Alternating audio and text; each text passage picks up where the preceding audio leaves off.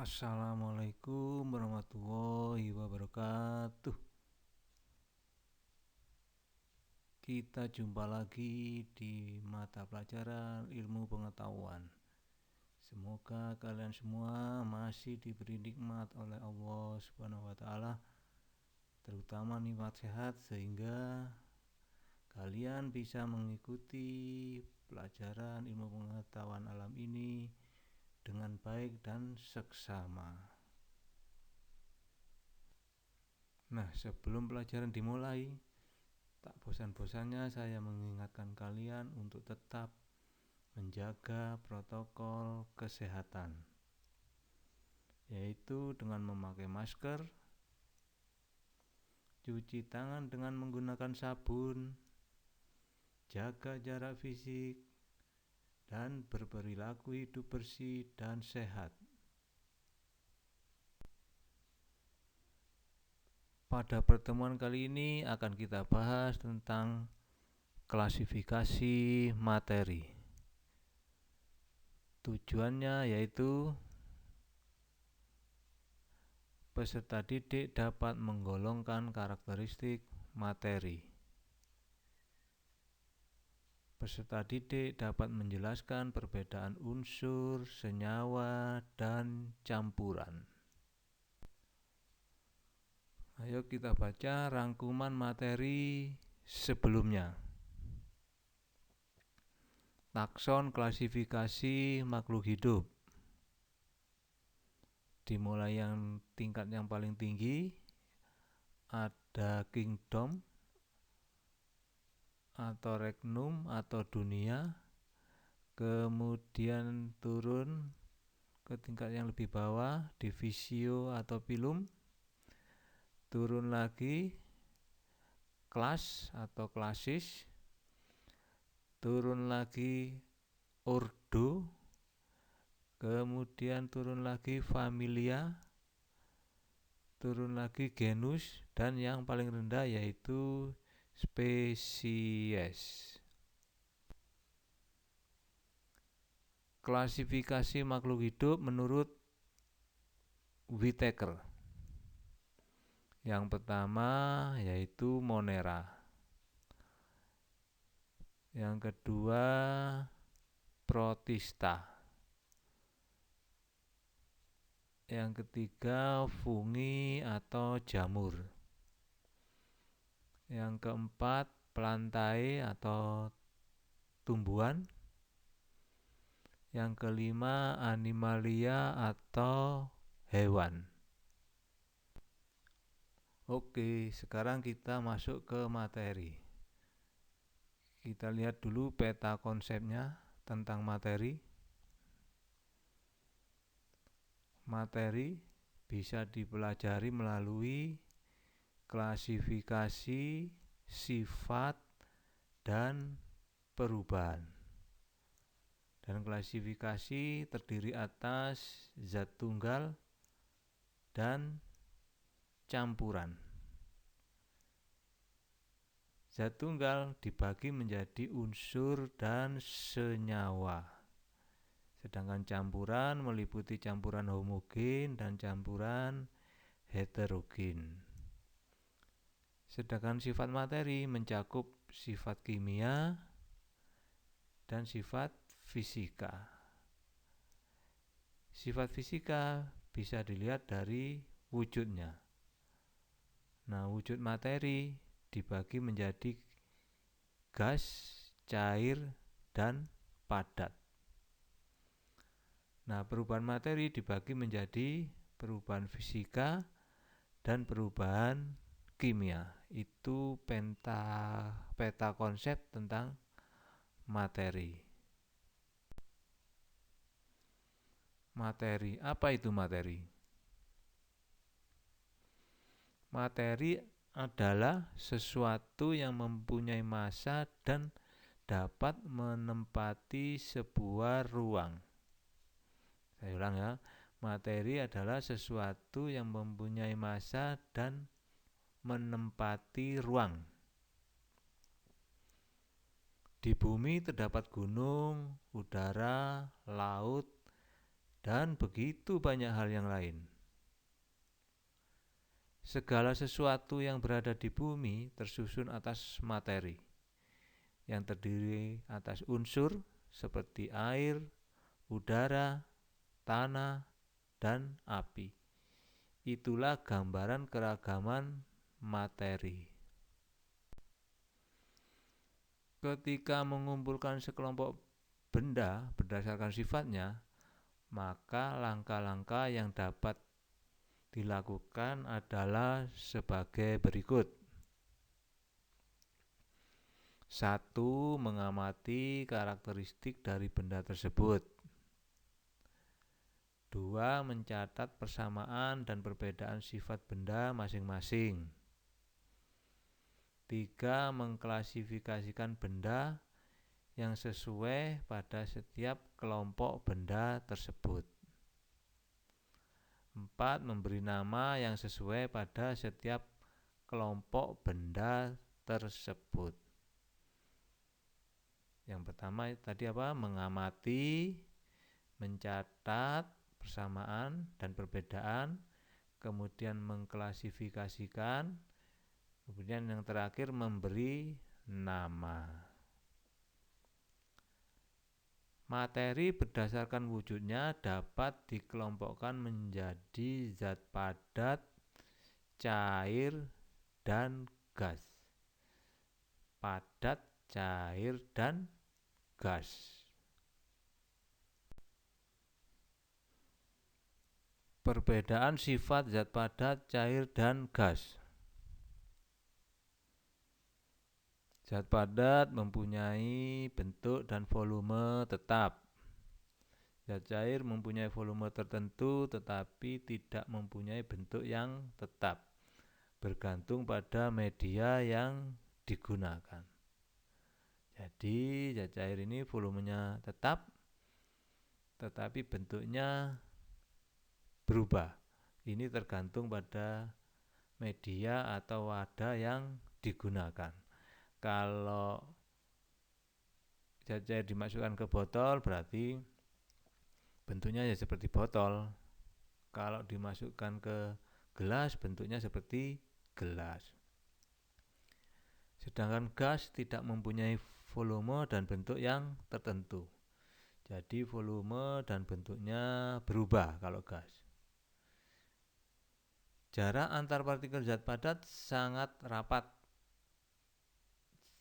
Jarak antar partikel zat cair lebih renggang dan jarak antar partikel gas sangat renggang. Partikel-partikel zat padat tidak dapat bergerak bebas. Partikel-partikel zat cair dapat bergerak namun terbatas. Partikel-partikel gas dapat bergerak sangat bebas. Nah, pada zat padat jarak antar partikel sangat rapat, kemudian partikel ini tidak dapat bergerak bebas sehingga zat padat bentuknya relatif tetap. Beda dengan gas. Jarak antar partikelnya renggang dan dapat bergerak sangat bebas. Sehingga gas ini sangat mudah berubah bentuk.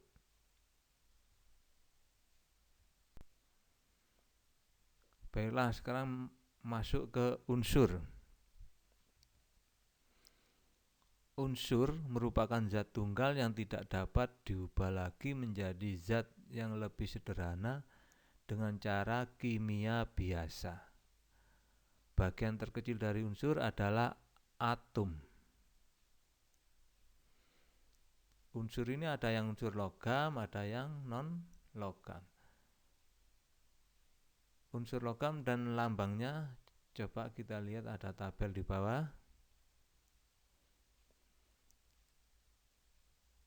Aluminium, lambang unsurnya Al. Aurum atau emas, lambang unsurnya Au. Argentum atau perak, lambang unsurnya Ag. Kalsium, lambang unsurnya Ca. Kuprum atau tembaga, lambangnya Cu. Ferrium atau besi, lambangnya Fe. Natrium, lambang unsurnya Na. Plumbum atau timbal, lambangnya adalah Pb. Nah, ini contoh unsur bukan logam atau non logam. Oksigen, lambang unsurnya O. Hidrogen H. Karbon C. Sulfur atau belerang S. Fosfor P.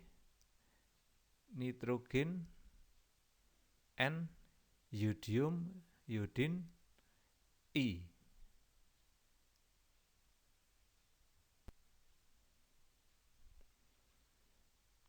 Cara pemberian lambang unsur berdasarkan Berzelius adalah sebagai berikut.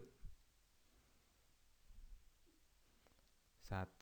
Setiap unsur dilambangkan dengan satu huruf, yaitu huruf awal dari nama latinnya. 2. Huruf awal ditulis dengan huruf kapital atau huruf besar.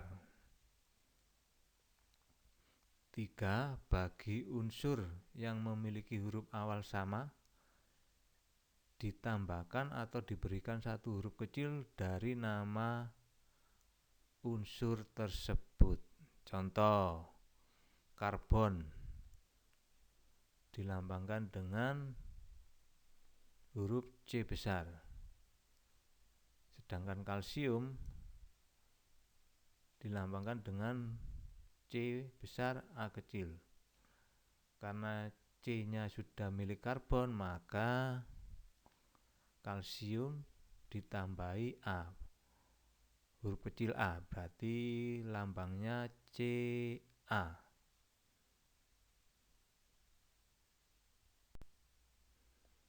Nah, ini namanya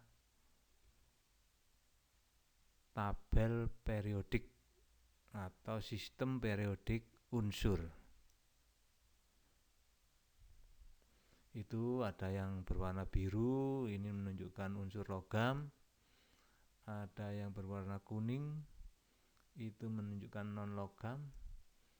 Yang kuning kecoklatan itu menunjukkan unsur semi logam.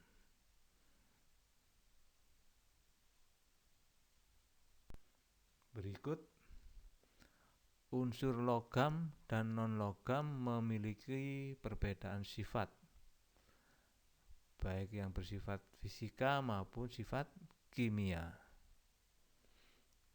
Berikut perbedaan sifat unsur logam dan non logam. Logam 1, berwujud padat pada suhu kamar, kecuali raksa. Raksa ini logam yang wujudnya cair. Kemudian non logam ada yang berwujud padat, cair, dan gas. Kemudian perbedaan kedua, logam dapat ditempa dan dapat diregangkan, sehingga logam ini bisa dibentuk. Kemudian kalau non logam bersifat rapuh dan tidak dapat ditempa. Yang ketiga perbedaannya, logam bersifat konduktor listrik dan panas. Konduktor ini maksudnya bisa menghantarkan listrik maupun panas atau penghantar ya. Kemudian kalau non logam bersifat non konduktor kecuali grafit.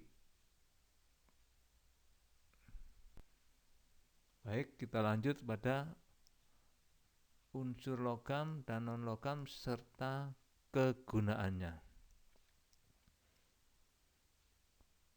Natrium, kegunaannya bahan untuk membuat lampu natrium dan senyawanya digunakan untuk garam dapur.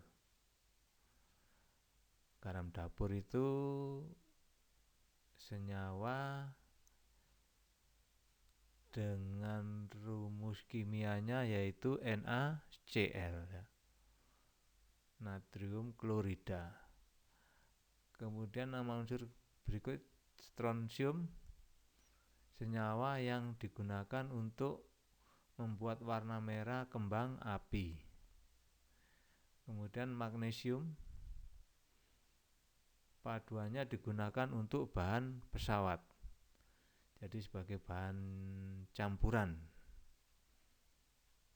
Kemudian unsur non logam iodin atau kita kenal dengan yodium, bahan untuk antiseptik dan senyawanya digunakan untuk garam beriodium.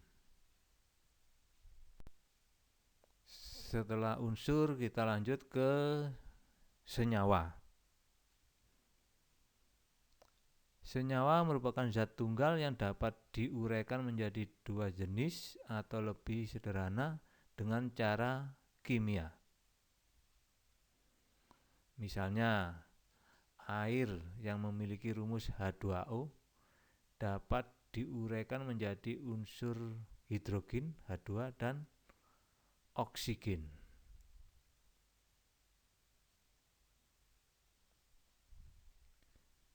Ini contoh tabel senyawa sederhana dan unsur penyusunnya. Misalnya senyawa air, itu unsur penyusunnya yaitu hidrogen dan oksigen. Kemudian garam dapur atau NaCl, penyusunnya yaitu natrium dan klor.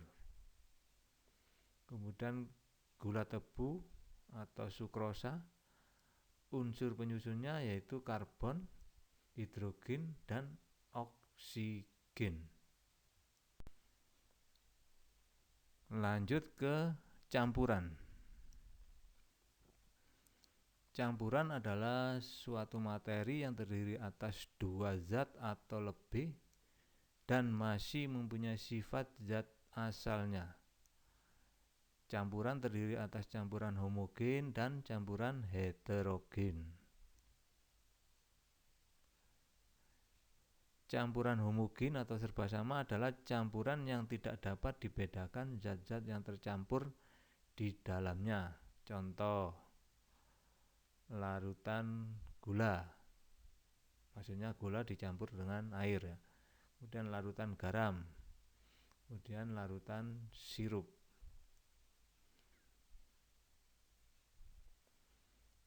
Kemudian kalau campuran heterogen atau tidak serba sama adalah campuran yang masih bisa dibedakan zat-zat yang tercampur di dalamnya. Contoh campuran pasir dengan air.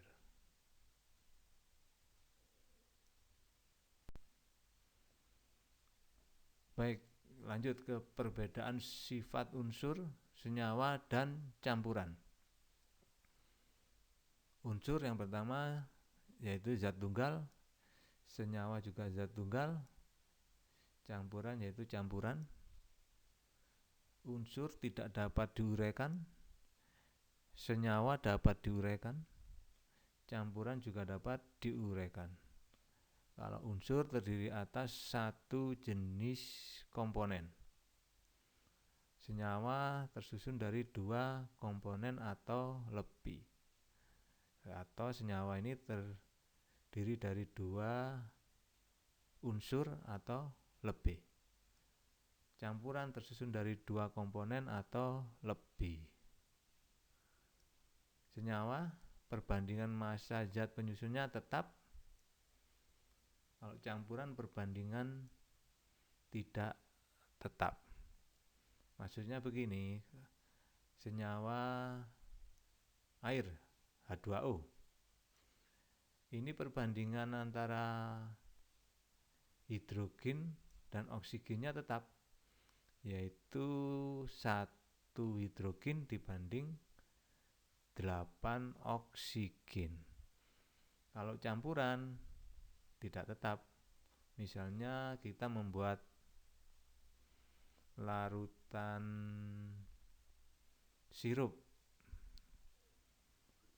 Perbandingan antara sirup dan airnya tidak tidak selalu sama, tergantung siapa yang mencampurnya ya. Itu perbedaan senyawa dan campuran.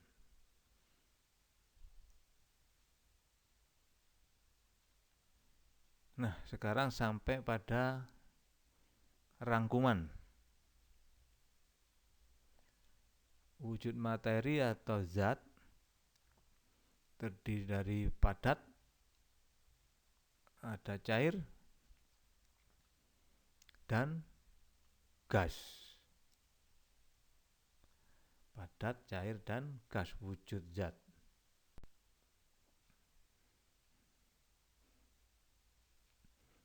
Klasifikasi materi dibagi menjadi zat tunggal dan campuran. Zat tunggal dibagi lagi menjadi unsur dan senyawa. Campuran ada campuran yang homogen dan heterogen. Contoh unsur yaitu O atau oksigen, N atau nitrogen, H atau hidrogen. Dan masih banyak lagi. Contoh senyawa, air atau H2O, karbon dioksida atau CO2, garam atau NaCl. Contoh campuran homogen yaitu larutan gula, larutan garam, dan sirup. Contoh campuran heterogen yaitu campuran pasir dengan air. Nah, itulah tadi materi untuk hari ini. Materi berikutnya yaitu larutan asam dan basa. Tetap semangat, belajar dan berdoa, pasti kalian sukses. Sekian, wassalamualaikum warahmatullahi wabarakatuh.